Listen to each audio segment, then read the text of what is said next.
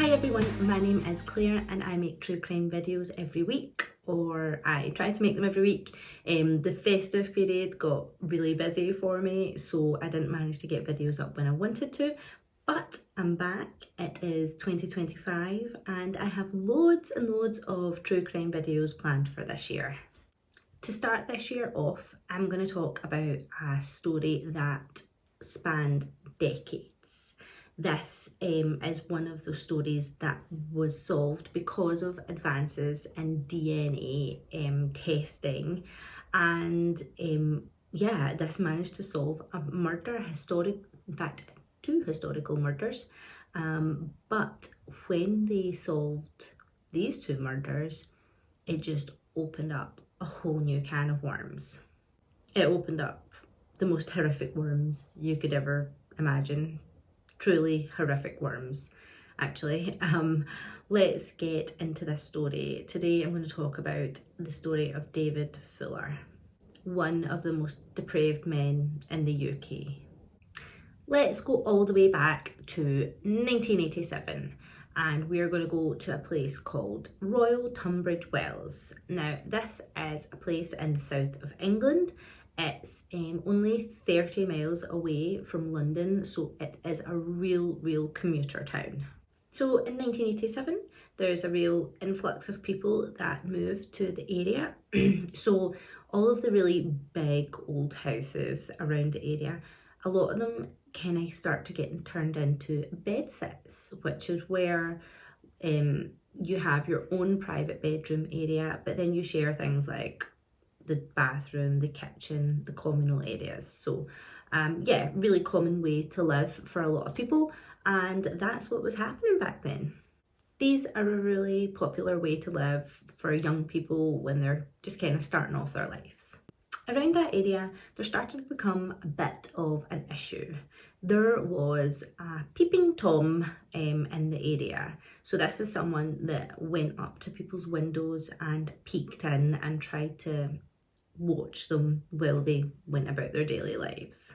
Someone was lurking around young women's windows, making them feel really uncomfortable. A real creeper. Now, this guy was reported, but he was not caught. Then things started to escalate from just a peeping Tom. The first lady I'd like to talk about today is Wendy Knell. She was 25 years old in 1987 and she was recently divorced. So she was going through a really kind of tough time in her life and decided to try and make a fresh start. So she managed to get an apartment in a ground floor of a bedsit, and she moved in there and started to build her life back up. As she was building her life up, she got herself a new job in a film developing shop. Now, these things were super common when I was younger, and in 1987, that's where you would take pictures on a film camera, take your little film in, and they would develop the pictures for you. So she worked there, and she was loving it. She slowly started building her life, and she started dating again. She actually got herself a new boyfriend. This guy was such a lovely chappy. And one night she was on the late shift, which meant she had to lock up the shop and make sure everything was put away properly, everything. But her boyfriend, he would come and meet her if she was on the late shift so that she didn't have to walk home herself at night time. So that night was the 22nd of June. He did exactly that. He came to the shop, he met her, and when she finished, he walked her home. The next day though, her co-workers, who were also her friends, they became a little bit concerned because she didn't turn up for her shift, and she was a really good worker. She was really conscientious. She came to work on time. So when she didn't turn up that day without a phone call, without anything, they were really worried. They tried calling her with no answer. They then tried calling her boyfriend, and he answered and he was really concerned. He decided to hot foot it over to her place and was knocking on the door. There was no answer from her. This was really unlike her. So he was starting to get quite panicked himself. But because she was on the ground floor, he just walked out, went round to her window, noticed it was open, which wasn't like her. She didn't used to sleep with her window open. He shouted and shouted through the window, but there was no response. So he decided to climb in through the window at this point. He was concerned that she might have fallen, banged her head, hurt herself some way where she was, you know, unable to respond. So he did the only thing that he thought was sensible at the time, and he got in there. When he climbed through the window, what he saw was absolutely horrific. Wendy had been murdered in the most brutal way, and there was just blood everywhere. The police were called at this point, you know, straight away, and they came round and the murder investigation began. From the reports, Wendy was beaten around her head area. She was strangled, but the strangulation wasn't what killed her, it was the beating. But yeah, as part of the torture, she was strangled, beaten around the head, and one of the worst parts of this story is after she was murdered, she was raped. That's right. This person murdered her and then raped her dead body. The police had determined that the murderer and necrophile had moved her body after murdering her, moved her body around into different positions in order to degrade her in all sorts of horrific ways. Wendy had no defensive wounds, so this led the police to believe that the attacker had got in and started his attack while she was asleep. The only evidence they were able to gather from the crime scene was, and bearing in mind it was 1987, so it was one bloody fingerprint and one partial shoe print that was left on Wendy's clothing. On Wendy's body, during the autopsy, they were able to gather, they were able to retrieve semen samples, so they couldn't do anything with it. I mean, it was 1987, they didn't have the technology to do anything with it at that point, but they kept it on record in the hope that advancements in technology would come and that would be useful in the future. I mean, thank God for that decision, but we will go into that later. So I'm just going to take a pause on Wendy's murder and start to talk about what happened to another lady. So 6 months after Wendy's murder is the next horrific crime. So the police were asked to carry out a wellness check on a lady called Caroline Pierce.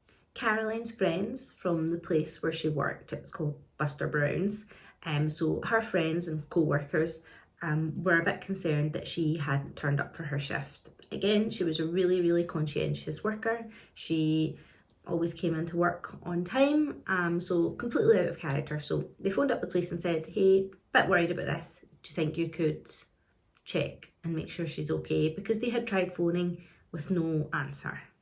Caroline was 20 years old at this point. Even though she was 20, she was a really, really good worker. So the police went down to her home, which was a ground floor flat. When there was no answer, the police had a look through the windows, couldn't really see anything, so decided to break down the door. They went in and she was nowhere to be seen, nor was her handbag or, you know, jacket or anything that she would have had to take out with her. But everything looked kind of untouched in her flat. When the police were in the area and looking around her flat, some of the neighbours actually came round and were asking, you know, what's going on? Why are the police there, doing nosy neighbour type things? And the police said they were doing a wellness check for Caroline, and the neighbours said, oh yeah, we heard a woman screaming last night, and there was some commotion, you know, with the screaming, and yeah, that was it. They didn't report it. They didn't report hearing this commotion and this woman screaming. I mean, beggars belief. If you ever hear that in your life, just don't worry about wasting anybody's time. Just phone the police. Just let them know. It might save somebody's life. It was determined that Caroline, who had arrived home late in the evening from work, had left the taxi. She'd got a taxi. Like she'd been seen getting into a taxi at work, so she knew everybody knew that she'd left work, got home, got out of her taxi, and walking from the taxi to her home, she was taken. There was no other evidence for the police to go on at this point. So there was no CCTV, no DNA, nothing. So it was a really slow start to the investigation. Then the news came in, the worst kind of news, that Caroline Pierce's body had been found. Caroline was found naked except for her tights that were on, although it seemed to be that they had been put back on. But she was found in a field about 40 miles away from her home. Caroline went through the same as what Wendy went through. She was brutally beaten around her head area. She was strangled, but that wasn't the cause of death. And she was raped after murder. The police initially connected the two murders because of the similarities in them. And just like Wendy's case, there was semen retrieved from Caroline's body. The police were able to test these two samples against each other and they were a match. So that confirmed what their belief was, that these two murders were committed by the same person. So even though the police had this sample on record, they didn't have anybody to test it against, and that's what they kind of needed to do at that point. They needed a match, like DNA, to test against to see if it was a match, but they didn't have anybody at this point. This crime was all over the news. People were reading about it in the newspaper every day and hearing about it on their television every night. There had been two horrible murders and there was no leads. The police kept going with these cases, but they were getting nowhere. Over time, news coverage kind of slowed down until it just wasn't mentioned anymore. These two cases became cold cases, which is really strange because how did the killer just stop at that point? Did they just get their fix, kill two women, and then completely stop? That was them? Or did they move house? Did they move to a new area? You know, what happened? We are now going to fast forward over 30 years. Cold cases in that police department were getting reviewed with fresh eyes to see if they could see anything new, you know, just look at them again. When they looked at this case, they discovered that there was DNA evidence. Now, this DNA evidence had been sitting for 30 odd years and it hadn't been tested. So they thought, hey, what the hell, let's give it a go. Let's test it. They popped it back through the testing. And again, unfortunately, there was no matches for this DNA. But that didn't stop the police. The police gathered thousands of samples of DNA from people in that area, and they were trying to find familial DNA that would link to somebody in a family, you know, to try and help solve this. This would be someone that might have been related to the perpetrator. They were able to whittle it down until they found one person with extremely similar DNA. It wasn't a match, but it was extremely similar. They brought this guy in for a little chat. He was coming in just thinking, hey, I might be able to help out with an investigation. They knew it wasn't him that was the killer, but they wanted to talk to him about his family members. So this guy starts going through his family tree, and when he talks about his brother specifically, it fitted perfectly. It fitted perfectly with the age and the location. The police had their match. Let me introduce David Fuller, a 65-year-old married man, father of 3. He actually had been married 3 times. Just a regular guy. He was described as a normal, likeable guy. He liked cycling, he liked bird watching, and had good friends. Nice gentleman, people liked him. He had a regular job. He had done regular jobs throughout his life, but the one that he had been working for the longest was in a hospital as a kind of handyman, electrician, engineer type guy. People really liked him at work. No one had any clue that he had murdered 2 women back in 1987. David hadn't been arrested for any violent crimes, so his DNA wasn't on the system. He had been arrested when he was in his teens for 3 burglaries. These burglaries all took place in the evening where he snuck into people's homes. So the police went to his door to arrest him. Now, this is all on body cam footage. You can see that they go to his door super early, it's still dark outside, and David comes to the door and he puts up no fight. He calmly and quietly sits there and listens to the police. He didn't say much at all. The police took a DNA sample from him, got it tested against the sample found on Wendy and Caroline's bodies, and it was a perfect match. Fantastic. Great job done by the police in this case. When it came back as a conclusive match, the police got a search warrant to check his home to see if there was any additional evidence that might link him to the murders to make their cases even stronger. You know, anything that he may have kept as a wee memento or something. So while the officers are talking to him at the station, and by the way, he was denying everything at this point, the officers went off to his home and searched. Now, this was a tricky task because David was borderline hoarder. He kept everything. Now, I'm not talking about like dirty rubbish hoarder. I'm talking about meticulous with bookkeeping and receipts and invoices and anything to do with work and travel and just paperwork everywhere. David was a diary keeper, a journal keeper every day. So the police managed to look back in the journals for round about the times when Caroline was murdered, and they found receipts for Buster Brown's, where Caroline worked. That's maybe how he met her and, you know, decided that she was going to be his victim. They found a physical photo album, and he had actually kept the stub, the receipt for when the photos got developed, and they got developed in the same place that Wendy worked. So this was a link to Wendy. The police now had extra supporting evidence. In the photo album, they also found a physical picture of David lying down on his back, where you could see the soles of his shoes sitting like facing the camera. Those soles were an exact match to the shoe print that was found on Wendy's clothing.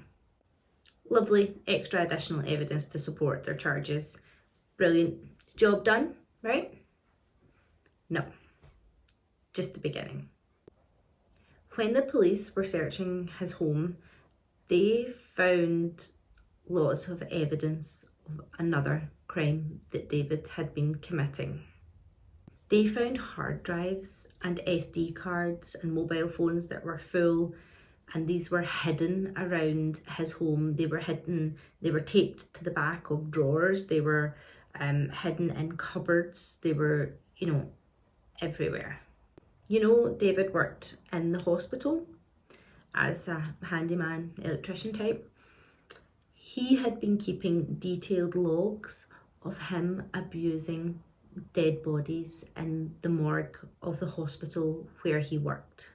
That's right, David had been committing these most heinous crimes on dead bodies. Because of his job in the hospital, David had access to everywhere, and the office where he was based in the hospital was directly across from the morgue. He waited till normal working hours were finished, and he snuck into the morgue, would set up his camera and filmed himself committing necrophilia. Absolutely disgusting. David has never actually come out and said how many people he actually did this to, but the official numbers that were kind of estimated by the police are at least 100 people. He did this to at least 100 bodies. It is thought to be a lot more, but police just couldn't identify, they couldn't confirm anymore. The ages of these victims ranged from 9 years old to 100 years old. When David was making his visits to the mortuary, he had to swipe in and out with his work card, and It turns out that he was doing this about over 400 times a year. He was swiping in and out. He didn't need to be doing that, and this went unchecked for years. David is one of the most deprived human beings to ever walk this earth. When the police completed their investigations, David was charged with the 2 murders of Wendy and Caroline, and also charged with an additional 51 sexual crimes on top of that. David eventually pled guilty to all of these crimes, and he was sentenced to a whole life in prison. Now, this is a really rare sentence to be given in the UK, and it's only kept for the most heinous of crimes like this one. So I think just now there's about 70 people serving a whole life term in the UK, and now David Fuller is one of them. I do find it so difficult to believe that David went from murdering those 2 women in 1987, then nothing until 2008 when he got the job at the hospital. But he's not admitted anything else, and now thankfully his DNA is on the system, so that if there's any historical DNA that is getting checked in the future, if it was him that did it, it can be matched now. This case was a horrible one, especially for the families of these people that he degraded so horribly after death. These families had to go through the pain of losing a loved one, and then go through the pain of knowing that their bodies weren't respected in the way that they should have been. It's so tragic for them. At least he was caught, and he can no longer do this to any other family. Whoa, that was a heavy one this week. I hope that was interesting for you. It was a really dark story to research, so yeah, it was a hard one. But I will be back next week with a new true crime story, so please come and join me. Thanks, bye.